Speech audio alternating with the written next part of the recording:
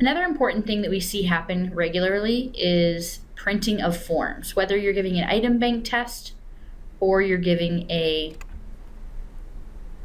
answer key only test, printing forms is really important. I don't have any groups associated with this, so I can't really print the forms here, but I do want you to pay attention to what's on here. Print the form on both sides. If it's longer than one, it will save you paper if you print them on both sides, so that's something you can choose.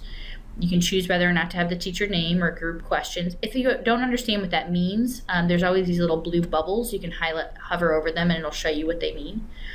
You can choose if your forms are printed, if your bubbles are printed vertically or they naturally would come horizontally. You can choose larger bubbles. You can print questions on, so if you have an item bank test but you want to print actual forms where they bubble and you scan all the sheets of the form, you can print the questions on the student forms or with. So you could print with, mean a second sheet that would be just an answer sheet, and then you would have a bubble. You can use 2 columns, and again, 2 columns for the questions, kind of like ACT style, or I always like to put the bubbles in 2 columns. That usually ended up with the shortest versions of the test. And here is where you choose if you randomize those. I know you set all that stuff up in the layout, but randomize there is where you're going to actually make those decisions. Now, when you generate forms to print,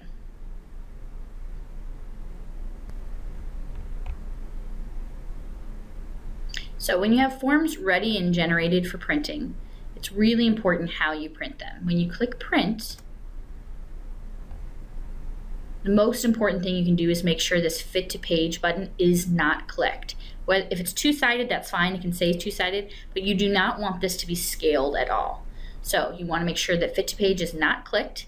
You would hit print.